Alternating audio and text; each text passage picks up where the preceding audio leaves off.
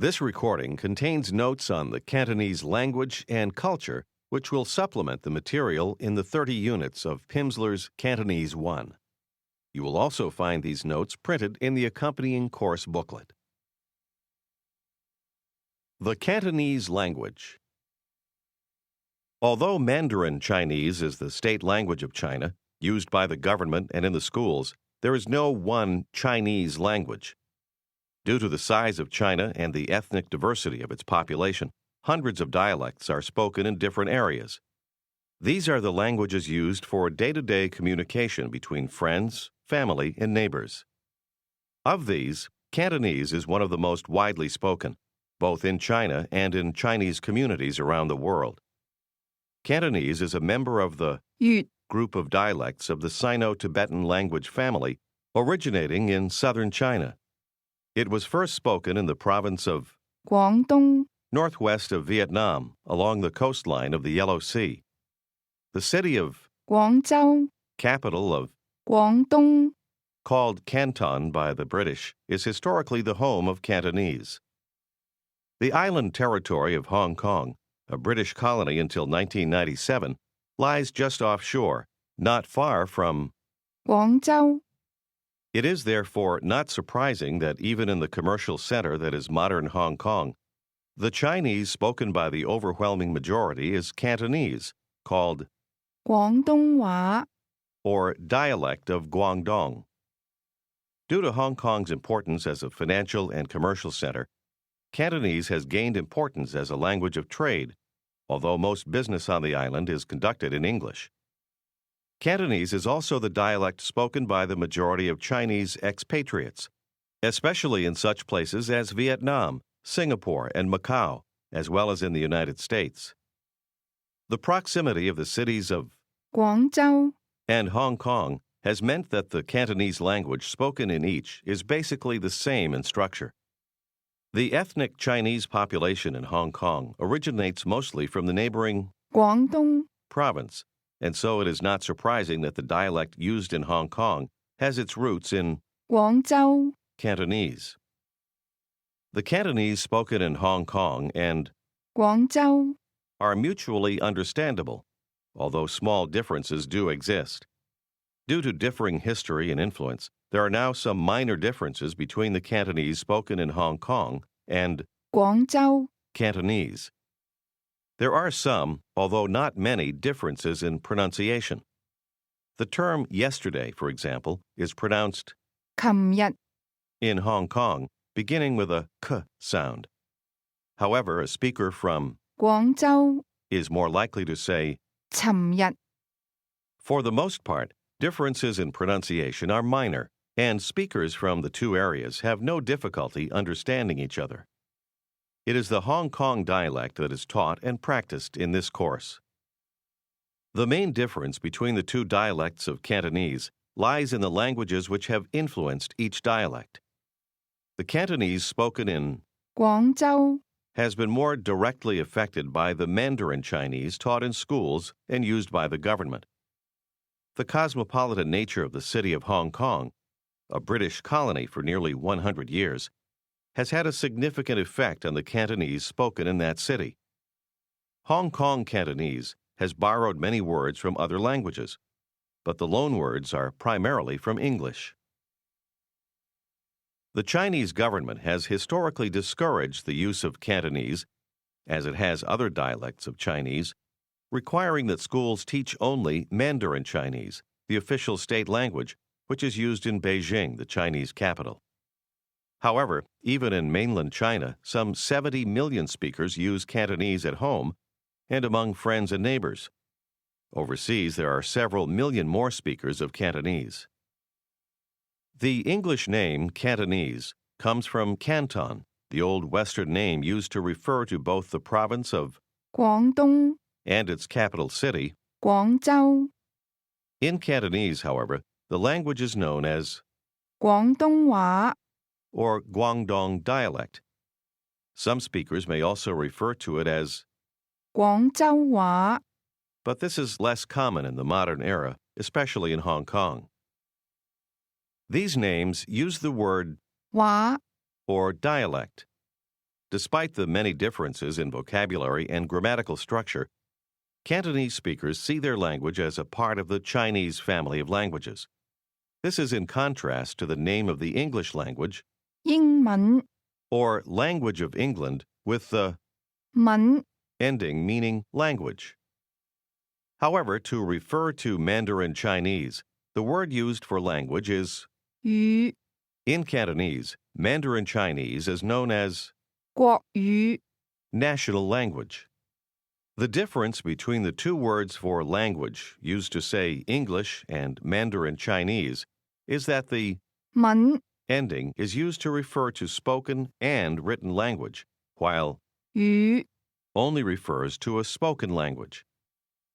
This reflects the fact that Mandarin was originally no more than one of many spoken Chinese languages and dialects.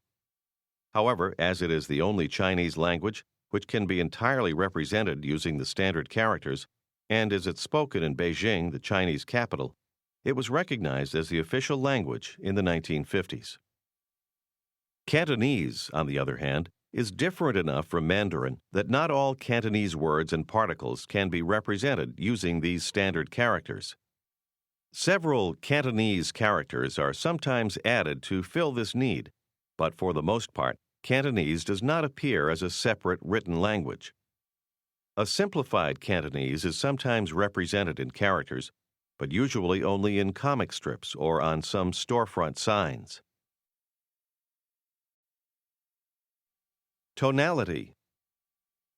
Chinese is a tonal language.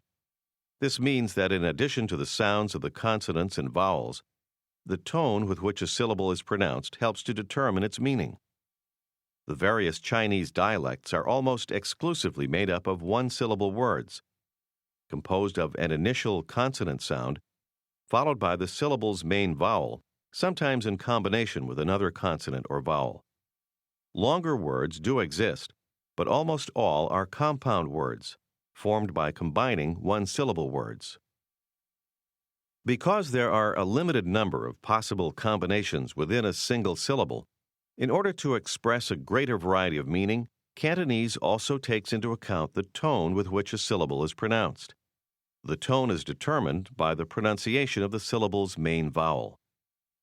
Each tone has a name which describes the starting point, high, mid-level, and low, and the falling, rising, or level motion. In this way, several meanings can be assigned to any one syllable, depending on the tone with which it is pronounced. For example, when pronounced using a high-level tone, the word 識 means can, in the sense of am able to, know how to. However, when this word is pronounced with a low-level tone, it means to eat. Linguists disagree on the number of tones used in speaking Cantonese. Some count 9 tones based on length, 6 of regular length, and 3 for so-called short syllables. Some count 7 tones, adding a disputed high falling tone. But there is general agreement on the basic 6 tones: high level, mid rising, mid level, mid falling, low rising, and low level. This course introduces these 6 tones, which are as follows. First tone, high level, 詩 poem. Second tone, mid rising, 史 history. Third tone, mid level, 詩 attempt. Fourth tone, mid falling, 是 matter. Fifth tone, low rising, 史 market. Sixth tone, low level, 是 time. Traditional language beliefs. Just as the number 13 is traditionally regarded as unlucky in the West, the Cantonese number 4 4 is seen as ominous because it is very similar to the word for death. The only difference in this case is that 4 is pronounced with a mid-level tone. The word pronounced with a mid-rising tone means death. Conversely, the number 8 8 is regarded as lucky, since it sounds very much like the word meaning to prosper. 發 Other numbers considered lucky are the mathematical form of 2, 一 as this is the same as the word meaning easy. Here, the only difference is in context, as both are pronounced using a mid-level tone. Similarly, 3三 is another number thought to bring good luck, as it sounds like the word meaning to produce or to be alive. 生 You've heard this word in the title. 先生 This literally means earlier produced or firstborn, reflecting the Cantonese respect for age. The number 9九 carries a positive meaning, as this word sounds exactly like the Cantonese word meaning long-lasting. These two words are represented in writing by two different characters, but when spoken, the distinction is made only through context. The number 9 is used in the city name Kowloon, 九龍 or literally 9 dragons. In China, the dragon is a symbol of royalty and good fortune. This number is also traditionally used when setting a woman's dowry. In contemporary China, this price is largely symbolic, and therefore the amount chosen is significant not for its size, but for the numbers used to describe it. For that reason, the price will be set, for example, at $99 rather than $100, as the repetition of this number is thought to ensure longevity in the marriage. That's when 九 is spoken with a mid-rising tone. Spoken with a mid-level tone 救 means rescue in Cantonese. When reporting a fire, accident, or other emergency in Hong Kong, a person would dial 999. These associations are also considered relevant when the numbers appear in combination. For example, when the numbers 2 and 8 are pronounced in that order, 二八 they can have the meaning prosper easily. Similarly, when 2 is followed by 3, 二三 the meaning produce easily can be inferred. However, combinations of 2 and 4 are to be avoided, as these two numbers in combination could be interpreted as die easily. Of course, these traditional beliefs do not carry the same weight as they once did, but they are still reflected in customary usage. About drinking. In this course, you have used the word 酒 when asking for wine. Literally, however, this word means alcohol, and it's used as a general way to refer to all alcoholic drinks, including beer and spirits. Therefore, to specify a certain type of alcoholic drink in Cantonese, you must either refer to it by name or add some sort of description. 我想飲一啲酒 Simply means, I want to have a drink. To specify wine, you must ask either for grape alcohol 葡萄酒 or for rice alcohol. 米酒 The word you used for beer 啤酒 literally means barley alcohol.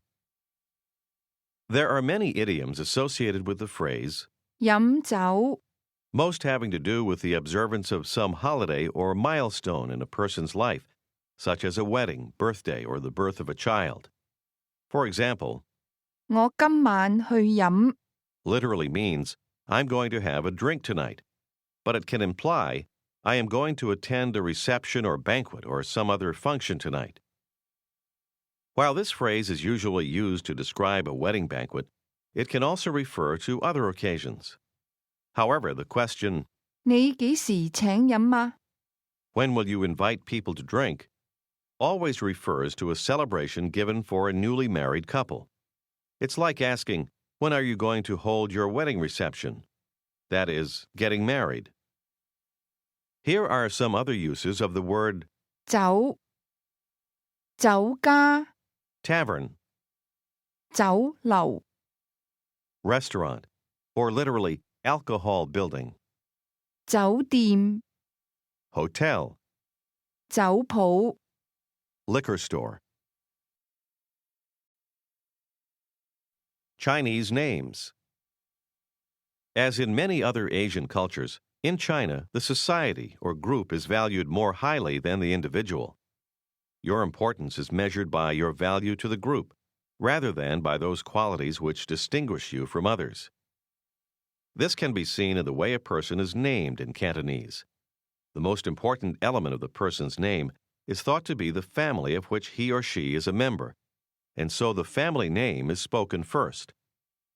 The given name, which sets the person apart even from the others with the same family name, is the final element.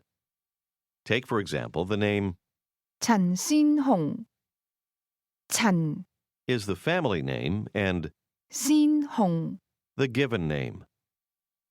The given name, or first name, is represented by either one or two one-syllable characters. A child's given name is usually chosen very carefully to represent the parents' hopes for and expectations of the child. Cantonese children are not usually given the name of a relative. Westerners are usually referred to by a phonetic representation of their names, and a few Western names have been adopted by some Hong Kong parents. Among these are the names David, 大衛 Mary, 瑪麗 and Charlie. 查理 The actor Charlie Chaplin, popular in Hong Kong, is known as 查理卓別靈 Chinese people with a Western name will often have a traditional Chinese one also. There are actually over 1,000 Chinese family names in use, but only a few dozen are very common. Children usually take their father's last names. Occasionally, the mother's last name may also be used. Most last names are written using single characters. There are a few two-character last names in use. Among these, 司徒 and 歐陽 are two of the most common. Given names are usually made up of one character on the mainland and two in Hong Kong. Dim sum and tea houses. Many Americans are familiar with the term.